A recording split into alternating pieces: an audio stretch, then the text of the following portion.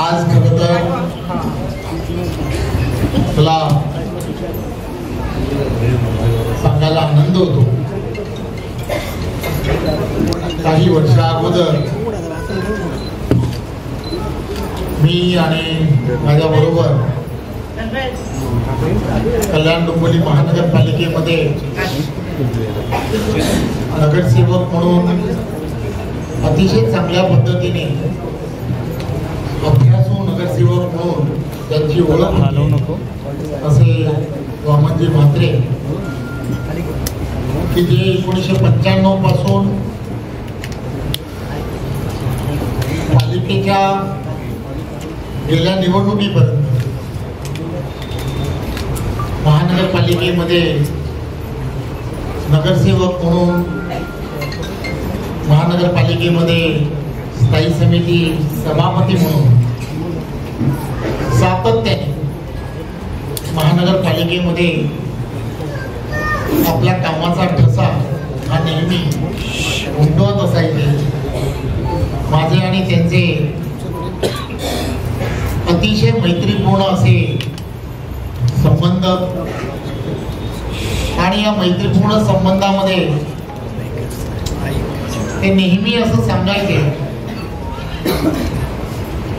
की कधीही रवीजी तुम्हाला मदत लागली तर मी तुमच्या बरोबर आहे. आणि माझ्या प्रत्येक निवडणुकांमध्ये पूर्ण सहकारी इथे असणाऱ्या या सगळ्या शिवदूत की ज्या प्रत्येक निवडणुकीमध्ये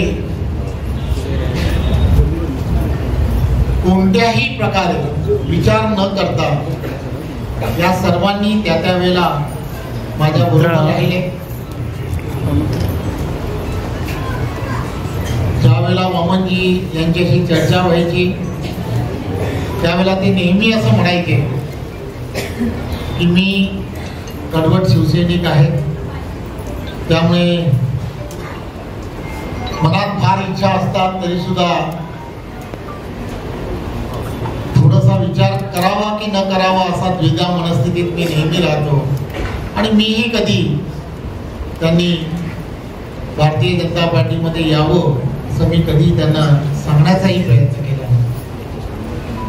परंतु मला तो दिवस आठवतो जे जागृती ताई आहेत, त्या भांडूपच्या आमच्या भाजपच्या नगरसेविका आहेत, त्या त्यांच्या कन्या जेव्हा भांडूपमध्ये अशाच एका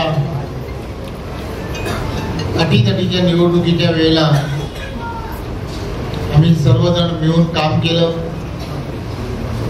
तेव्हा नेहमीच वामनजी म्हणायचे की माझी मुलगी आता पहिलं पाऊल तिने भाजपात टाकलंय, वाटतं आता याची सुरुवात कदाचित व्हायला लागली की काय असं ते नेहमी म्हणायचे. पण एक गोष्ट फार महत्वाची आहे की गेल्या काही दिवसांमध्ये कल्याण डोंबिवली महानगरपालिकेमध्ये मी प्रत्येक महानगरपालिकेतील असणाऱ्या वर्षानुवर्षाचा असणाऱ्या या भागामध्ये राजकीय प्रवास आणि या राजकीय प्रवासांमध्ये विविध पक्षांमध्ये काम करणारे, परंतु एक सामाजिक बांधिलकी ठेवून कुठेही असा विचार न करता मैत्रीपूर्ण संबंध ठेवलेल्या प्रत्येकांना जेव्हा जेव्हा मी भेटतो आणि मी त्यांना जवळ सांगण्याचा प्रयत्न करतोय की देशाचे पंतप्रधान नरेंद्र मोदीजींच्या नेतृत्वामध्ये आणि महाराष्ट्राचे लोकप्रिय असे मुख्यमंत्री आदरणीय देवेंद्रजींच्या नेतृत्वामध्ये तुम्हाला मला सर्वांना येणाऱ्या काळामध्ये एक वेगळ्या दिशेने जायची गरज असेल, या शहराला एक वेगळी पारदर्शकता आणायची जर असेल तर भाजपाशिवाय पर्याय नाही.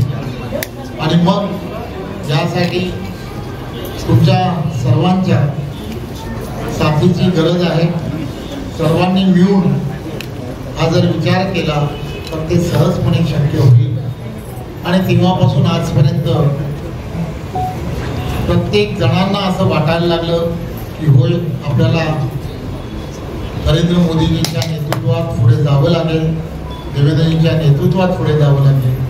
आणि म्हणून आज खरं तर अनमोल आणि त्याच्या बरोबरच्या असणाऱ्या ह्या सर्व सहकार्यांनी आज भारतीय जनता पार्टीवरती विश्वास ठेवून आज भाजपामध्ये प्रवेश केला. मी त्यांचं आणि त्यांच्या बरोबरच्या सर्व सहकाऱ्यांचं मनपूर्वक धन्यवाद देतो.